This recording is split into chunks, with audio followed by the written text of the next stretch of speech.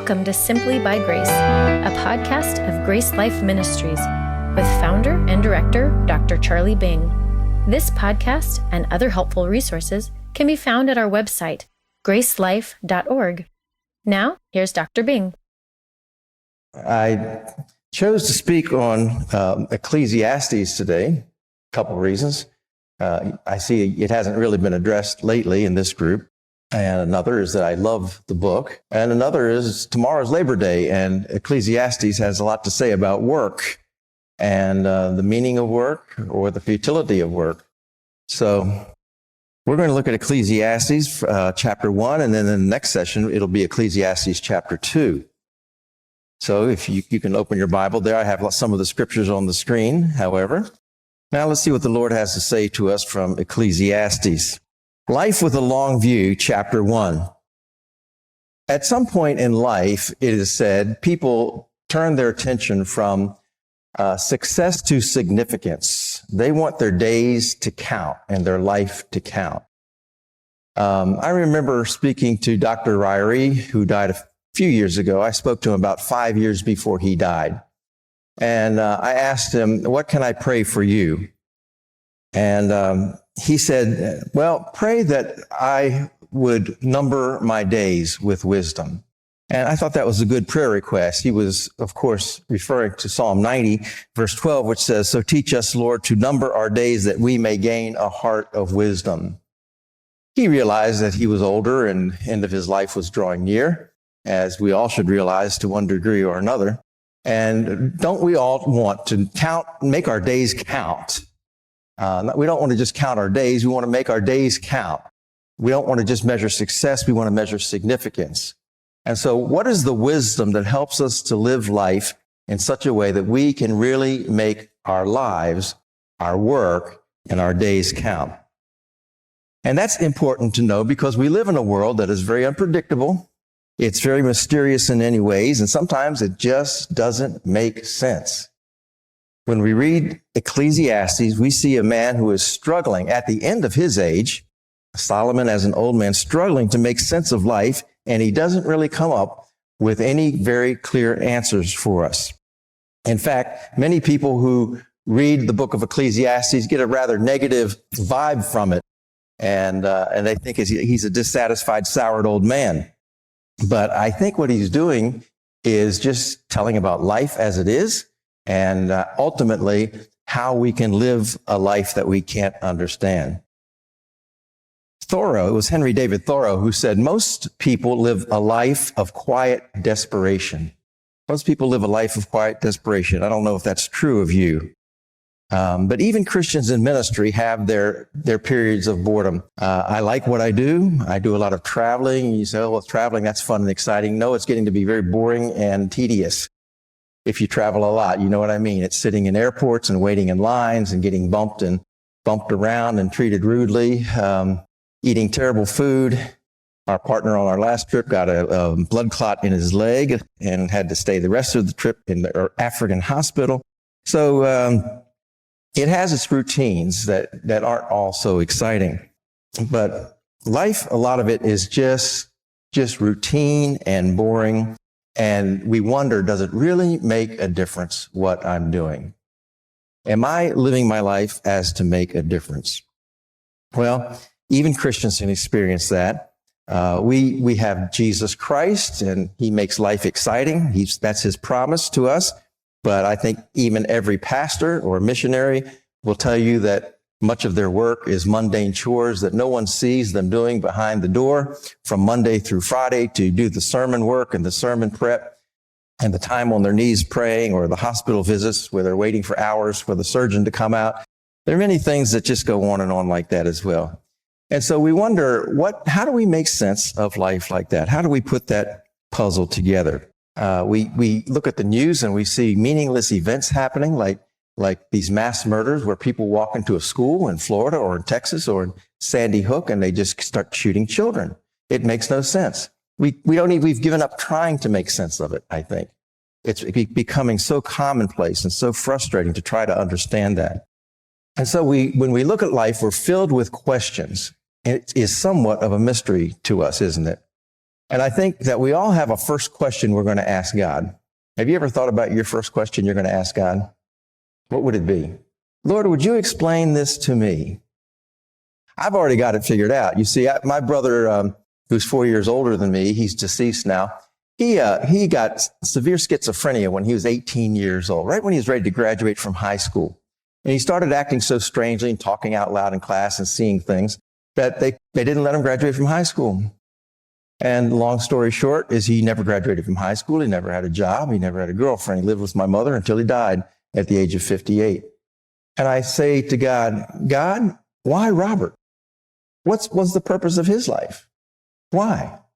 Don't we all have a question like that of something that's way beyond our comprehension? And we know that the answer is up there somewhere, but not in this world. So how do we live skillfully in a world that is so full of such seemingly meaningless events that doesn't always make sense? It seems like we could go to someone who's older than us and seek his advice and get some good answers. And so we turn to Solomon, because Solomon is part of a genre of literature called wisdom literature. And the word wisdom, chokhmah, in the Hebrew language, actually has the idea of doing something skillfully. So I like to simply define wisdom as living skillfully. It's not the same as knowledge. You can know a lot of things, but if you don't apply that, you're not living skillfully. So wisdom is applying knowledge skillfully, living skillfully. And there's a whole genre in the Old Testament of books that are called the wisdom books, like Job, Ecclesiastes, Proverbs, and Song of Solomon. When you study them further, you notice that they really break down into different perspectives. For example, in the book of Proverbs and the Song of Solomon, you have ideal life represented. You have life as it should be before the fall. This is what you can expect. And so when we read Proverbs, it says a righteous man lives a long life, train up a child in the way that he should go. When he's old, he'll not depart from it. Generally, that's true. And it gives us these truisms to live by, and we're wise to follow them. However, we know that they're not always true. There are exceptions to that. You train up a child the right way, but they go astray. Adam went astray from his father God. And there are biblical examples, and you have examples in your lives as well. And it's not always a righteous man who lives a long life. Sometimes good people die young, don't they? You take a book like the Song of Solomon, love in an idyllic setting, a beautiful garden and a man in a courtship, and they vow their love to one another. That's what love was meant to be like before the fall. But sin introduced all kinds of problems after Genesis chapter 3, and now we know marriage is not always so blissful. Well, then you have Job and Ecclesiastes on the other side, and they deal with life in the real world, a life that is a sin-filled world, and it focuses on the exceptions to the rules. So what about that man who lives righteously and yet dies while he's young? Ecclesiastes asks the question. How do you make sense of that? In Job, here's a man who did everything right. No, the devil could not find anything wrong with him, and yet God put him through extreme suffering that you would only expect the worst sinner to endure. So it's good for wisdom literature to look at both sides of life, the obvious, more obvious and expected part, but then the exceptions that we can't always figure out. And Ecclesiastes falls into that side of the wisdom literature that we can't always figure out. It lists a lot of exceptions in life and then gives us some conclusions about how we can live in that kind of world. So we look together at the book of Ecclesiastes. It starts really easy and helpfully in verse 1 with the author saying, the words of the preacher. The words of the preacher. The word in Hebrew is koheleth.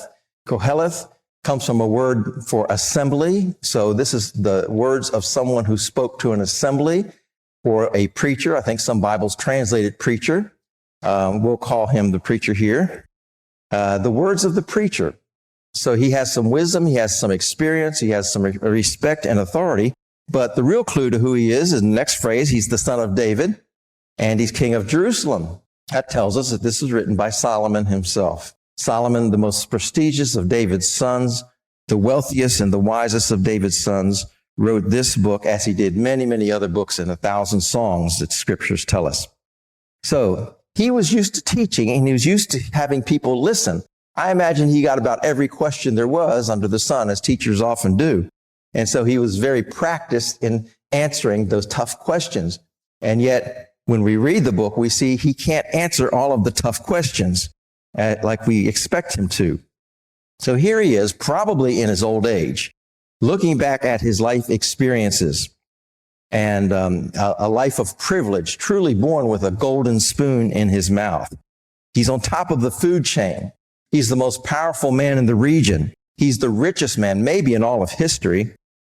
He has authority and he has wisdom, not just human wisdom, but remember, God gave him a special endowment of wisdom, blessed him with divine wisdom.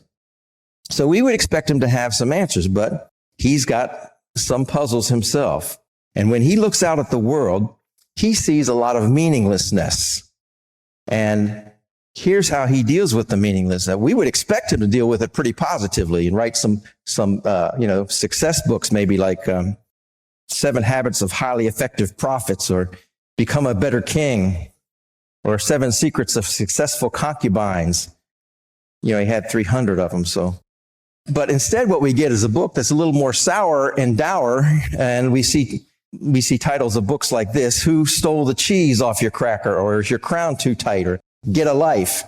Those titles would be probably modern day versions of Solomon's writings as we compare them to Ecclesiastes. So it seems like some people who read the book of Ecclesiastes say, oh, this is written by a bitter old man. He's really turned sour on life. He's agnostic and a pessimist and so forth. I don't think they're right. I think we'll see as we work through it that that's the wrong perspective to take on Solomon. Now, one word that we do read quite a bit in the book is this word vanity, where he says, all is vanity. And he uses that word more times than he uses the name of God. That word appears 38 times. 38 times. And the word God only appears 37 times. Now, what does it mean, vanity? Now, some Bibles translate it meaninglessness, maybe futility or mystery. It comes from the word that means breath or vapor. And so it's that which is kind of appears and disappears. So it contains the idea of futility. There's some mystery involved, an enigma. Meaninglessness is a good word for it. Solomon is saying, meaningless, all is meaningless. He is not able to make sense of the world. It is a mystery to him. And he's just being honest with us, you understand and appreciate. Here's a man who's looking at the world as it is and describing it and being honest. And he is a realist, as we see throughout some of these verses sprinkled throughout the book. He just says it like it is. He doesn't sugarcoat it. He says in chapter 1:15, what is crooked cannot be made straight, and what is lacking cannot be numbered. And he says, all go to one place, all are from the dust, and all return to the dust. Not very cheery, is it? And that's in 3:20. In 7:20, he says, for there is not a just man on earth who does good and does not sin. So all are sinners. That is recited for us again in Romans chapter 3. And then in 7:29, truly, this only I have found, that God made man upright, but they have sought out many schemes. So in Ecclesiastes, Solomon is laying out life as he sees it. He is just a realist. It doesn't take us long to look around us in our world today and see the same kind of futility. A lot of our culture and society or politics and art is just going into absurdity or cynicism or pessimism or nihilism, the philosophy that there's nothing that matters. And if nothing matters, then that would determine how we live our lives, wouldn't it? We would live them pretty recklessly. Shakespeare's Hamlet noticed it many years ago. He said, life is a tale told by an idiot, full of sound and fury, signifying nothing. Sounds like Ecclesiastes. Carl Jung, the psychologist, said, the central neurosis of our times is emptiness. And when we look at our art today and our music and the drama and the TV, we see a lot of darkness, a lot of pessimism. I don't look at a lot of movies on purpose, but I tell you, one of the reasons is because so many of them are dark. I see most of my movies on international flights because there's nothing else to do. There are a lot of dark movies. If they would just turn on the lights and make a daytime scene sometimes, it would just change the whole attitude. But everything seems to be in darkness and depressive and fatalistic in attitude, which leads to all kinds of problems with drugs, drinking, suicide, depression. Or the other extreme is hedonism, because people say, if there's nothing to life, then I'm just going to live it up and enjoy myself all I can. There's nothing to answer for. I'm going to enjoy. So life seems futile. And then in verse 17, he says, I set my heart to know wisdom and to know madness and folly. I perceive that this also is grasping for the wind. So here again, he's saying it's just like the wind. He can't grasp it, and he can't make a lot of meaning of it. Back at the beginning of the chapter, he asks the question, what profit has a man from all his labor in which he toils under the sun? By the way, let's stop and notice this phrase right here, under the sun. That phrase occurs 29 times in the book. You always want to look for phrases that recur often, like vanity, vanity, all is vanity, 39 times. And this one, 29 times, life under the sun. What is he talking about, life under the sun? Solomon is talking about life as we see it. It implies that there's someone above the sun who sees it better than us. But we are limited, like goldfish in a fishing bowl, to seeing only what we can see. Or like a turtle in a terrarium. This is our world, and we see things this way. But there's a terrarium keeper, there's a goldfish keeper, and there is someone outside of the sun who sees everything. But we are limited in our view. So what profit is it for us to work? Tomorrow's Labor Day. We take a day off of work, but we honor those who work. What profit is it from all the labor that has gone into building this country, your business, your home, your family, when we're toiling like this in this world of mystery? Well, we're like ants that are scurrying around. You ever have an ant farm and watch the ants scurrying around? They look like they're doing the most important work in the world, and all they're doing is like digging a tunnel for their dead ants or something like that. But to them, that's the most important work in the world. And they're putting all their effort into it. So he says in verse 4, one generation passes away and another generation comes, but the earth abides forever. The sun also rises and the sun goes down and hastens to the place where it arose. The wind goes toward the south and turns around to the north. The wind whirls about continuously and comes again on its circuit. And the rivers run into the sea, and the sea is not full to the place from which the rivers come. There they return again. What the author here is showing us is that life is made up of a series of cycles, endless cycles. One generation comes, another generation goes. Someone said, not very cheerily, that a baby is born, a new death has begun. That's not usually what you put on a baby shower card, but isn't that true? Because the death rate for each of us is one. Death rate in Tampa is the same as the death rate in Texas. It's one per person. And everyone born will die unless the Lord comes first. So the world doesn't slow down for any of us, is what he's trying to say. The earth continues to cycle through its movements, its geographic, meteorological movements. We see here some very good insights and knowledge that Solomon had about the weather, about the sun going down and so forth. Of course, we know that the earth is rotating. That doesn't mean that Solomon did not believe that, although he may have. He was just using language of description. It looks like the sun goes down. He talks about the cycles of the wind turning from the north and the south. That sounds like where we live. It whirls about continually. And then he talks about the sea and the water cycle, how the water that goes to the sea returns to the place from where it came. That's a fascinating insight for Solomon to have about the water cycle, isn't it? But again, he's not giving us a science lesson. He's simply trying to show us that life has its cycles. The world cannot be interrupted, and we are born into that, and it's not going to stop for us. And really, ultimately, the world doesn't care. The world can be a cold and meaningless place. It doesn't care. Babies are born in the street and they die in the street in some countries, in some places, even in America. So life can be cheap. Life can be futile. And the labor that we do, what profit does it have then in that kind of a world? So he goes on in verse 8. He says, all things are full of labor. Man cannot express it. The eye is not satisfied with seeing, nor the ear filled with hearing. So in verse 8, he's saying that there's a weariness to it. We have to work for everything, but we're never satisfied with what we see. Especially if you're a perfectionist, it's never good enough. You always want it to be a little bit better.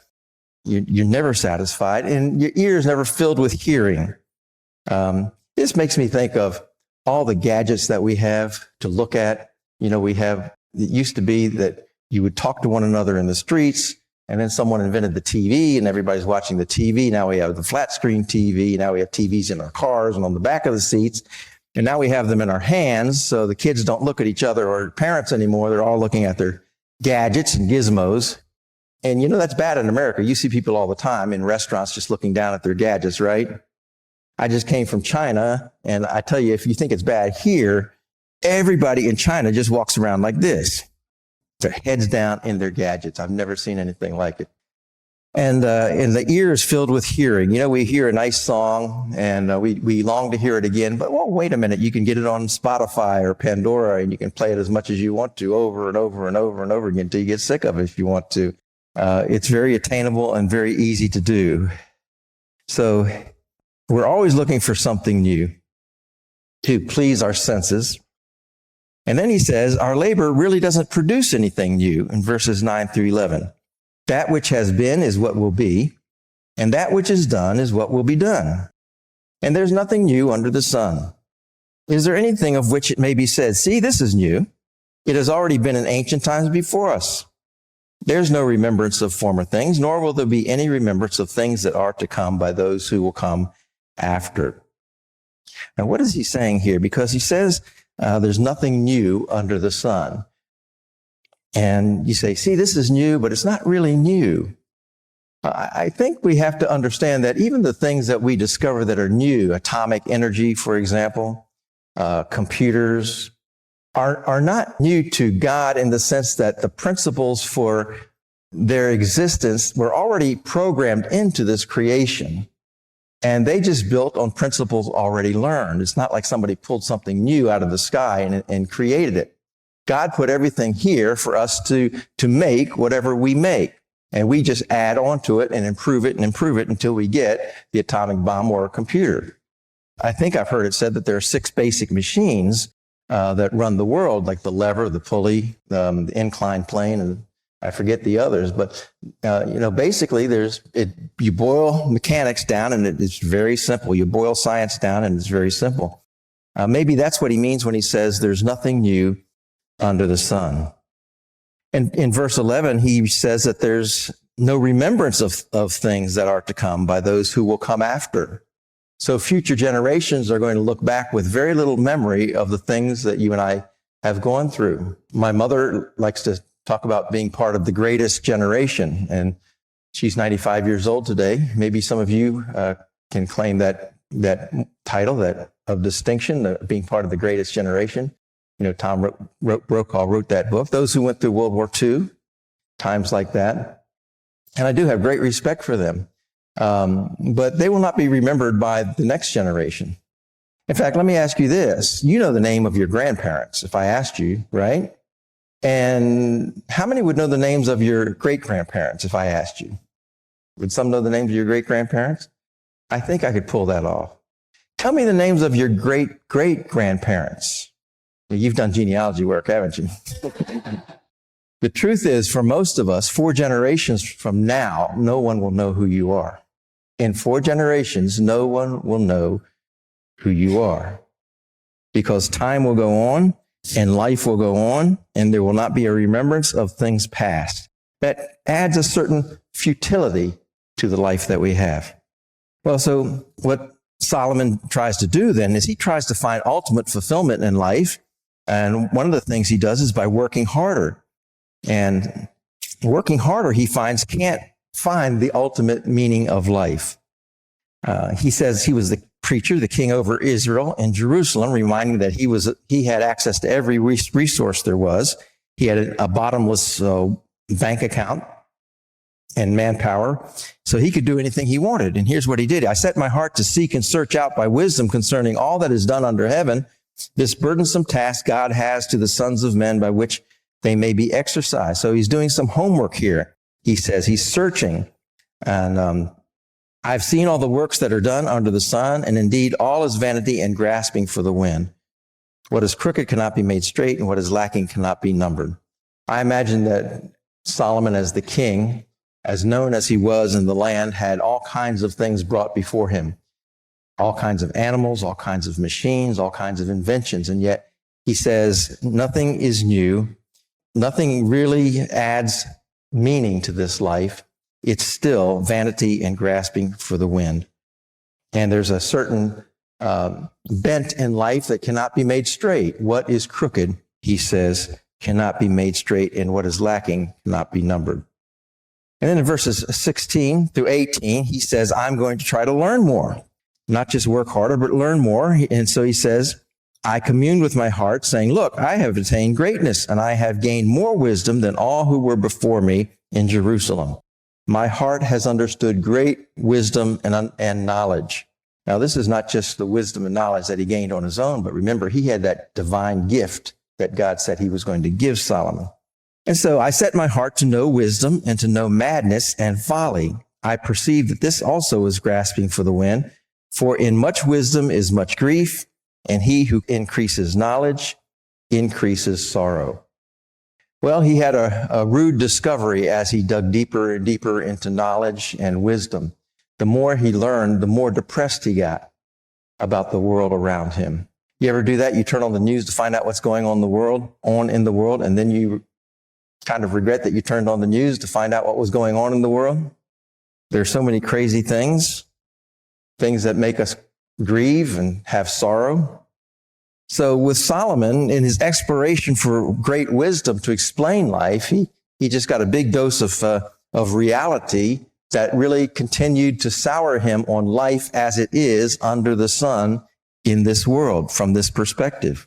And that's how he ends chapter 1. So what do you do when life looks like it is meaningless and doesn't explain itself? How do we live a life like under that kind of situation? Well, Solomon eventually explains it more at the end of the book, but for now, there's some conclusions we can reach. And one of them is, don't get caught up in this world. Don't get caught up in this world. Everything changes in this world, and we should always want to try to have a better one. But life really begins when sometimes we understand that this is as good as it gets. There's a movie I saw, and whenever I say that, I'm not necessarily recommending it, but it was with Helen Hunt and Greg Kinnear and Jack Nicholson, and there are three misfits. The title of the movie is It's As Good As It Gets. And it's about these three people who just they can't tolerate each other, but they're all broken and messed up, but they try to get along, and by the end of the movie, they get along a little bit. But the movie title, It's As Good As It Gets. Don't expect everything to be fixed in your lifetime. The good life begins when you stop wanting a better one. So there's some wisdom in that. If we live in such a broken, mysteriously shrouded world, then let's learn to make the best of what we have and the best of where we're at, and not wait for a better day when things are going to get better. They could even get worse. Learn to live in the glory of the ordinary. Learn to live in the glory of the ordinary. What do I mean by that? Well, what is ordinary? Pain is ordinary. Illness is ordinary. Debt is part of life. People and letting you down in relationships is a part of life. Failure is a part of life. We don't always win. Our friends don't always praise us. We're not always in the best of health. We're not always flushing our bank accounts. So learn to live in the real world. Learn to live in the ordinary. That's where most of us live, maybe all of us. And then anchor life to the eternal. Anchor life to the eternal. Remember, there's two perspectives here. One is the perspective of life under the sun, the human perspective where we don't have everything explained. But remember, there's someone over the sun who sees all things, who lives in eternity, and he has the key to life, not we. So learn to live anchored to the eternal. That would be God himself. The secret to a fulfilled, meaningful life is not working harder, trying harder, learning more. There's no sense or no answer under the sun. So if not, it must be above the sun, and that means in eternity with God. When we see this meaningless repetition and the cycles of life, we realize that God knows how to make sense of that. And the benefit is not in what we accomplish, but what we become for him and for eternity.